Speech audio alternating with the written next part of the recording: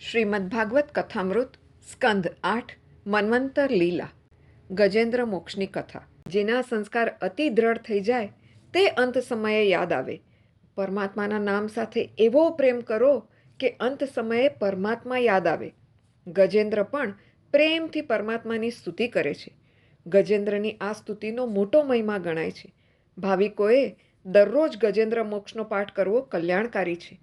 રોજ આ પાઠ કરવાથી અજ્ઞાનનો નાશ થાય છે, સંકટ અને કષ્ટો ટળી જાય છે અને મરણ સુધરે છે.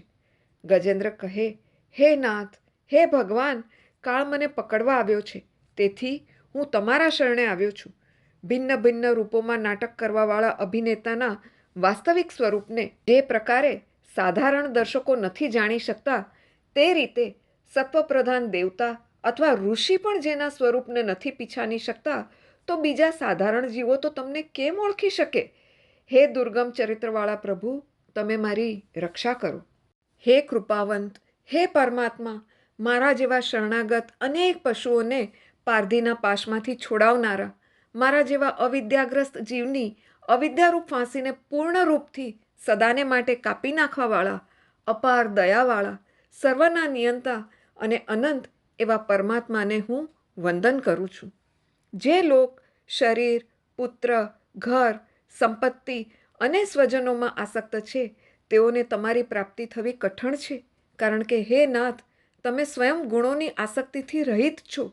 પરંતુ જીવનમુક્ત પુરુષ પોતાના હૃદયમાં તમારું નિરંતર ચિંતન કરતો રહે છે. એવા જ્ઞાન સ્વરૂપ સર્વસમર્થ પરમાત્માને હું વંદન કરું છું. હે નાથ, હું ગ્રહાની ચુંગાલમાંથી મુક્ત થઈને જીવવા માગતો નથી. આ હાથીનું શરીર અંદર અને બહાર સર્વ તરફથી અજ્ઞાનરૂપ આવરણથી ઢંકાયેલું છે. એવું શરીર શા ખપનું? હે ઈશ્વર, હું તો આત્મપ્રકાશને ઢાંકી દેવાવાળા એ અજ્ઞાનરૂપ આવરણથી છૂટવા માગું છું. તો હે પરમાત્મા, તમે મારા ઉપર કૃપા કરો, મને સંકટમાંથી ઉગારો. ગજેન્દ્ર મોક્ષનો પાઠ મોટા મોટા મહાત્માઓ નિરંતર કરે છે. તમે જ ગજેન્દ્ર છો અને કાળના જડબામાં પડ્યા છો એમ સમજી આર્દ્ર થઈ ભાવથી હંમેશા પાઠ કરશો તો તેનો ચમત્કાર તરત દેખાશે. આ સ્તુતિનો પાઠ કરનારને ખરાબ વિચારો નહીં આવે, તેનું મૃત્યુ સુધરશે. ગજેન્દ્ર સ્તુતિના એક એક શ્લોકમાં દીવાનું તેજ ભર્યું છે. આ સ્તુતિનો પાઠ નિત્ય કરવાથી અંતકાળે પરમાત્મા લેવા આવે છે અને મનુષ્ય સંકટમાંથી મુક્ત થાય છે. આ સ્તુતિનો પાઠ કરનારને ખરાબ સ્વપ્ન આવતા નથી. આ જીવ અંતકાળમાં બહુ ગભરાય છે. જ્યારે તે બેભાન બને છે ત્યારે યમદૂતો તેને બહાર કાઢે છે. અંતકાળે અતિશય દુઃખ થાય છે. તેવા સમયે ઈશ્વરનું સ્મરણ રહેવું કે ઈશ્વરનું સ્મરણ થવું મુશ્કેલ હોય છે. ઈશ્વરની કૃપા હોય તો જ તે શક્ય બને છે. માટે ગજેન્દ્ર સ્તુતિનો પાઠ બને તો રોજ કરજો. ગજેન્દ્ર વારંવાર ઈશ્વરને પ્રાર્થના કરે છે, હે પરમ કૃપાળુ, હવે તો જે શરીરનો નાશ ન થાય તેવું દિવ્ય શરીર મને આપો. મને અવ્યય, અવિનાશી, તેજોમય શરીર પ્રાપ્ત થાવ. હે નાથ, હે ગોવિંદ, તમે જલ્દી પધારો.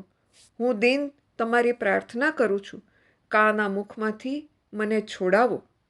મગરના મુખમાં સપડાયેલા ગજરાજને બચાવવા કોઈ પણ દેવતા ન આવ્યા ત્યારે પરમાત્માને ઉતાવળ થઈ. ગજરાજને બચાવવાની ભગવાન સિવાય કોઈની શક્તિ નથી. નિરાધારનો આધાર ભગવાન છે. ગજેન્દ્રએ જોયું કે દ્વારિકાનાથ દોડતા આવ્યા છે, તેથી તેણે સરોવરમાંથી એક કમળ ઊંચકીને ભગવાનને અર્પણ કર્યું. પ્રભુએ એ કમળનો સ્વીકાર કર્યો. તુલસી અને કમળ પરમાત્માને અતિ પ્રિય છે. પ્રભુએ પોતાના સુદર્શન ચક્રથી મગરને માર્યો અને ગજરાજને છૂટો કર્યો.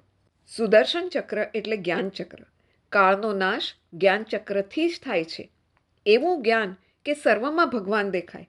જેને બ્રહ્મદ્રષ્ટિ પ્રાપ્ત થાય છે તે જ્યાં પણ જાય ત્યાં તેને પરમાત્માના દર્શન થાય છે. બ્રહ્મ જ્ઞાની ઘણા મળશે, પણ સુખદેવજી જેવી બ્રહ્મદ્રષ્ટિ રાખનાર ઓછા મળશે. આવા જ્ઞાનીને સંસાર બાધક થતો નથી.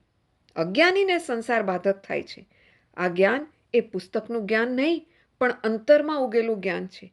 આ જ્ઞાન તમને અજ્ઞાનમાંથી છોડાવશે. અજ્ઞાનની પકડમાંથી છૂટવાનું છે. સર્વમાં ભગવત દર્શન એ જ સુદર્શન. એનો બીજો અર્થ એ પણ થાય કે તમારી દ્રષ્ટિ સુદર્શન થશે, સારી થશે, એટલે સર્વમાં તમને ભગવાન દેખાશે તો તમે કાળના મુખમાંથી છૂટી જશો. સર્વમાં શ્રી કૃષ્ણના દર્શન કરે તેને પોતાના સ્વરૂપમાં પણ શ્રી કૃષ્ણ દેખાય છે. તમારા સ્વરૂપમાં પણ શ્રી કૃષ્ણના દર્શન કરો તો કાળ મારી શકશે નહીં.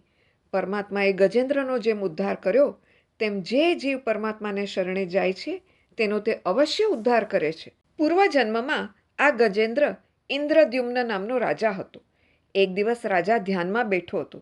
તેવા સમયે ત્યાં અગસ્ત્ય મુનિ આવ્યા. રાજાએ ઊભા થઈ તેમનું સ્વાગત કર્યું નહીં. એટલે અગસ્ત્ય મુનિને લાગ્યું કે રાજાએ મારું અપમાન કર્યું છે. દરેક માણસે ભગવાન કરતાં પણ ભક્તોનું માન વધારે રાખવું. જેમ પથ્થરની મૂર્તિમાં સદ્ભાવ રાખવાથી તે ચેતન થઈ શકે છે, તો ચેતનમાં સદ્ભાવ રાખવાથી અવશ્ય ઈશ્વરની પ્રાપ્તિ થાય છે. તમારે બારણે કોઈ ભિખારી આવે તો તેને ધૂતકારી કાઢી તેનું અપમાન કરશો નહીં, કારણ તેનામાં પણ ઈશ્વરનો વાસ રહેલો છે. તમે જો બારણે આવેલા ભિખારીનું અપમાન કરો તો ઈશ્વરને પણ બહુ દુઃખ થાય છે. અહીં પણ રાજાએ અગસ્ત્ય મુનિનો સત્કાર ન કરતાં તેમને ખોટું લાગ્યું. તેમણે શાપ આપ્યો, તું જળ જેમ બેસી રહ્યો તેથી તને પશુનો અવતાર મળો. તેથી તે રાજાને બીજા જન્મમાં ગજેન્દ્ર હાથીનો અવતાર મળ્યો. પૂર્વજન્મમાં ગજેન્દ્રએ ખૂબ ભજન કર્યું હતું એટલે ગજેન્દ્ર યોનિમાં પણ તેને અંતકાળે પ્રભુ યાદ આવ્યા. જે સંસ્કાર મનમાં દ્રઢ થાય છે તે સંસ્કાર બીજા જન્મમાં અને અંતકાળે પણ કામ આવે છે. તેથી જ દરેક મા બાપે પોતાના બાળકોમાં સારા સંસ્કારોનું સિંચન કરવું જોઈએ.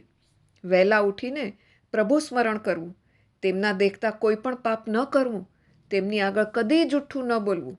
આવા સંસ્કારોનું મા બાપ પોતે જ આચરણ કરે તો તે સંસ્કાર બાળકોમાં આપોઆપ આવી જાય છે. આમ ભગવાને ગજેન્દ્રને સારૂપ્ય મુક્તિ આપી છે, પોતા જેવું સ્વરૂપ આપ્યું છે. ગજેન્દ્ર સ્તુતિનો ગજેન્દ્રની જેમ જ અકળાઈને દીન બનીને પાઠ કરવાથી અંતકાળમાં પ્રભુ તમને જરૂર ગજેન્દ્રની જેમ લેવા આવશે. શુકદેવજી કહે, હે રાજન, મેં તને પવિત્ર તથા પાપનો નાશ કરનાર ગજેન્દ્ર મોક્ષરૂપી ભગવાનનું ચરિત્ર જણાવ્યું. હવે 5મા રૈવત નામના મન્વંતરની કથા શ્રવણ કરો.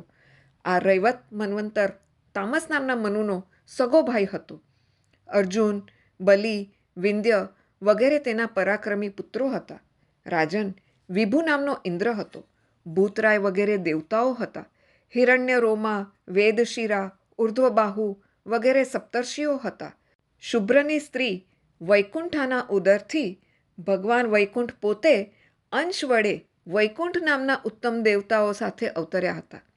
લક્ષ્મી દેવીની પ્રાર્થનાને લીધે તેમણે વૈકુંઠ નામનો લોક ઉત્પન્ન કર્યો. એ વૈકુંઠ ભગવાનનો પ્રભાવ, સમૃદ્ધિ અને ગુણો શુકદેવજીએ કહ્યા. કૃષ્ણાર્પણ.